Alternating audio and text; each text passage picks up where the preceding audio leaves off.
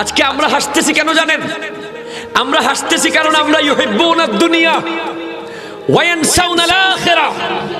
আমরা দুনিয়াকে ভালোবাসতে বাসতে বাসতে বাসতে কবরের কথা ভুলে গিয়েছি, কবর থেকে উঠার কথা ভুলে গিয়েছি। আমরা কোরআনের ওই আয়াতকে ভুলে গিয়েছি, কুনতুম আমওয়াতান ফাআহিয়াকুম সুম্মা ইউমীতুকুম সুম্মা ইউহয়ীকুম সুম্মা ইলাইহি তুরজাউন। আমাকে যে একটা অন্ধকার ঘরে যেতে হবে, আমার জন্য যে একটা ঘর অপেক্ষা করছে, যেটা বটগাছতলে হতে পারে, যেটা নদীর ধারে হতে পারে, যেটা অত্যন্ত গহীন পাহাড়ের পাদদেশে হতে পারে, যেটা আমাদের পুকুরের পারে হতে পারে, যেখানে কেউ নাই। চিৎকার দিলে মা ডাক শোনে না, চিৎকার দিলে বাবা আসবে না, চিৎকার দিলে ভাই আসবে না। যেখানে লাইট নাই, যেখানে জেনারেটর নাই, যেখানে আলো নাই, যেখানে বাতি নাই, যেখানে কেউ নাই, নাই নাই নাই। কথা বলেন না, ঠিক কিনা? আমরা টোটালি ভুলে যাই, কারণ দুনিয়া। কারণ কি বলেন না? কি বলেন না? আমি আপনাকে কবরের স্মরণ করালাম মাহফিল থেকে, কষ্ট করে আপনাকে কবরের দিকে নিয়ে গেলাম। আপনি বাইরে গিয়ে যখন ফেসবুক খুললেন, এসে গেল পুষ্পা।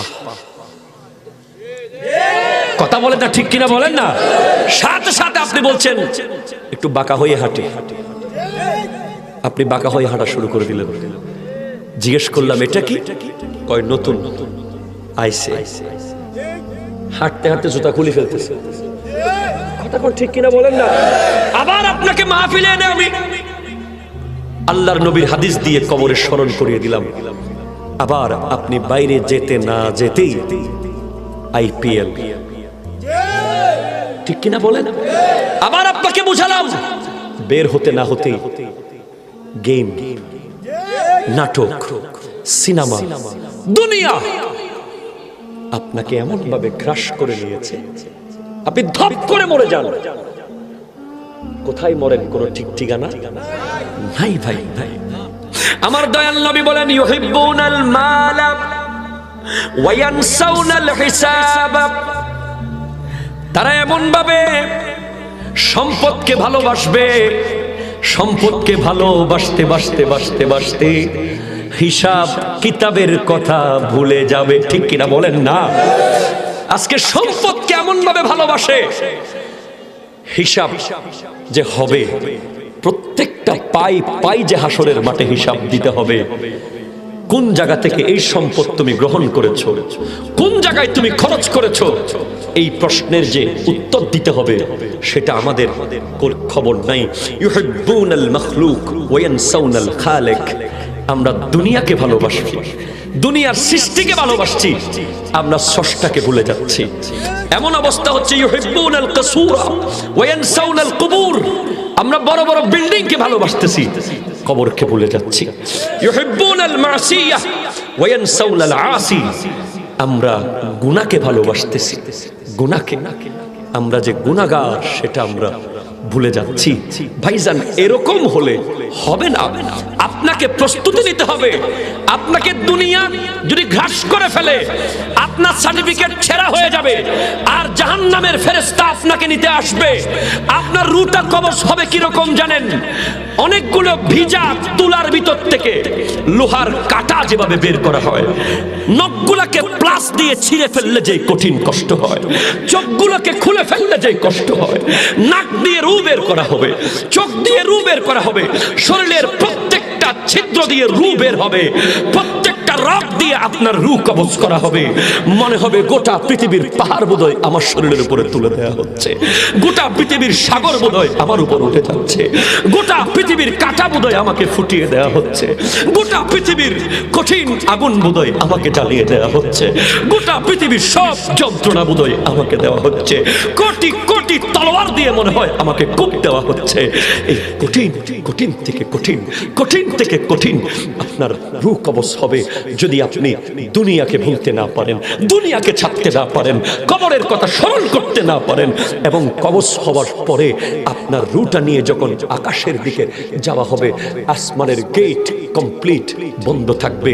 গোটা এলাকার দুর্গন্ধ দুর্গন্ধ দুর্গন্ধ দুর্গন্ধ বের হবে। আসমানের ফেরেশতা বলবে, এই দুর্গন্ধযুক্ত রূহটা কার?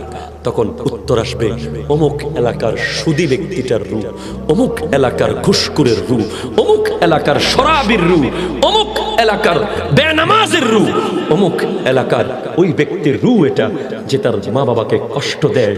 এই রূহের জন্য আসমানের কোনো গেট খোলা হবে না। এই রূহ কবরে আবার নিয়ে আসা হবে। আসার পরে সেই ব্যক্তি কবরে যাওয়ার সাথে সাথে আমার দয়াল নবী বলছেন, কবর তাকে বলবে, তুমি কি জানতে না? তুমি কি জানতে না? উনি পর্যন্ত প্রত্যেক দিন ঘর থেকে বের হলে গাছ দেখলে বলতেন, আমি কেন গাছ হলাম না?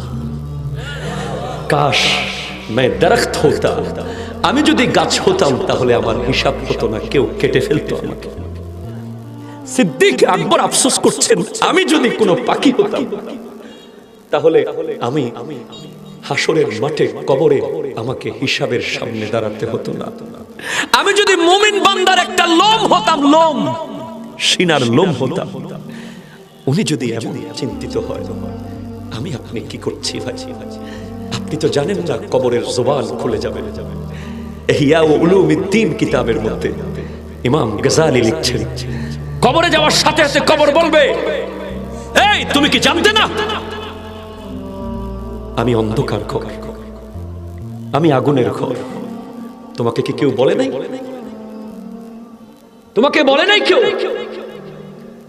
হাদিসে পাকে আসছে, তোমার পরিবার যখন তোমাকে দাফন করে চলে যাবে, তোমার পরিবারের মানুষগুলোর পায়ের আওয়াজ তুমি সেদিন পাবে।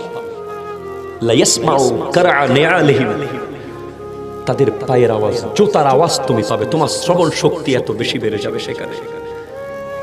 তখন তুমি সম্মুখীন হবে সেই প্রশ্নগুলো, যে প্রশ্নগুলোর জন্য বারবার তোমাকে এখানে প্রিপারেশন করানো, প্রিপেয়ার করার চেষ্টা উলামায়ে কেরাম চালিয়ে যাচ্ছে।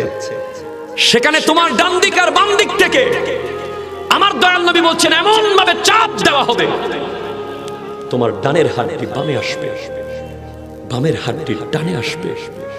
আর তুমি যদি মুনাফিক হয়ে থাকো, তুমি সুদখোর, ঘুষখোর, জানাখোর, ব্যভিচারী, বেনামাজি হয়ে থাকো, 70টা সাপ থাকবে সেই কবরে।